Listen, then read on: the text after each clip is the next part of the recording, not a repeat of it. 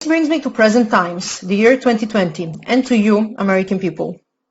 Unless you were living under the rock, you might have noticed that something very strange and vicious is happening in your country, but you're not exactly sure what it is and where it came from. Because the last time you checked, you were one nation under God, a country of free, independent individuals with equal rights under the law and core values of life, liberty, and pursuit of happiness. All of a sudden, there is protesting, rioting, arson, murder, destruction of public and private property, and lots of people screaming how unbelievably racist and unjust America is. And before you even manage to prepare your morning coffee and turn the TV on, once united Americans are at each other's throat, and a bunch of nice and caring people on TV are telling you how you should accept the violence and hatred against Americans because you deserve it.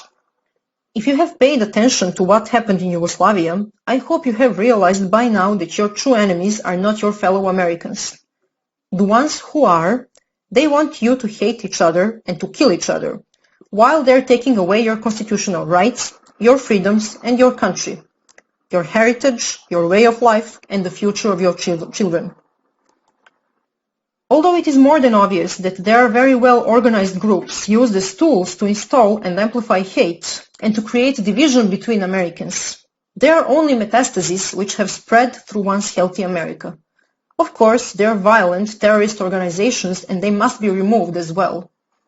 But the main cancer that is killing America, the one where all this mayhem is coming from, is somewhere else. The real and extremely dangerous enemies of American people are the elected officials in your government, in your states, in your courts. Representatives, governors, mayors, judges. The ones who are pulling the ropes.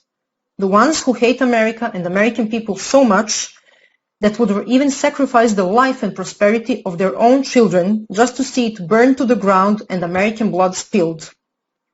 Those are really sick, demented, ideologically possessed people, and they are in high positions in the government. They are governing your states, your cities, and making decisions in your courts. You know very well who they are. You know very well what they already did to once beautiful and prosperous American states and cities. They are resentful, power, and bloodthirsty. They want you and your children suffering in misery and begging them for mercy. They won't stop, no matter how much you try to appease them, unless you, American people, stop them. You're maybe thinking this is not possible, but think again. How many of them tyrants are out there, and how many of you decent American people? What makes them think they can do whatever they want with you? That they can play you for a fool over and over again, and that they're invincible? What makes them think they're gods, morally and intellectually superior compared to you, freedom-loving Americans? Yes, you guessed it.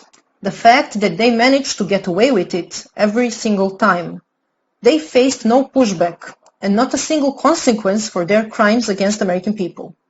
The time has come for them to pay for their treason. How you should act? First thing that you must do, stop caring whether you've been called a racist, a white supremacist, a selfish person who wants to spread the C-1984, or whatever nice name they have for you. This irrational fear of stigma, a phobia of being called a racist, has way more destructive implications than you can even imagine. Stop caring whether you'll offend anyone. Number of people offended by you practicing your First Amendment rights is directly proportional to how successful you are in that. Which means, the more offended, the merrier. Stop attempting to have a fact or logic-based rational conversation. Stop explaining yourself. It's useless. You're wasting your precious time and energy. They have a playbook, and changing their minds is not part of it. Second, exercise your Second Amendment rights. This means, study carefully and in detail gun laws in your state. Next, arm yourself. If you have never used a gun before, make sure to take a basic gun training. This is very important because you must know how to use a gun properly to protect yourself, your family, and your property, so that you can avoid hurting yourself or innocent people as a consequence of improper gun use. Be a responsible gun owner. Third and most important, exercise your First Amendment rights. Of course, it is very important to vote in November, but I'm afraid it will not be enough. I have seen such a diversity of ways socialists used to steal the elections in Yugoslavia, and I'm absolutely sure your tyrants will give their best to do the same. You must act now. You must go out on the streets, peacefully assemble and protest against tyranny and infringement of your God-given rights. Millions and millions of you decent American people, you must have your voices heard. You must send a very loud and a very clear message to the elected officials in the federal government and in your states that enough is enough, and that you want them to take action now against tyranny. Remind them why you voted for them and why they are elected. Remind them of their sacred duty to protect the vision of founding fathers of the United States of America. Tell them you want your constitutional rights defended and protected. Tell them you want your history preserved. Tell them you want to be able to freely exercise your rights to free speech, to be able to freely and openly show the love for your country, to be able to proudly put American flag in front of your house, and to openly show your pride of your heritage, your culture, and your nation. Tell them you stand proudly with American law enforcement and that you got their back in the same way you want them to have yours.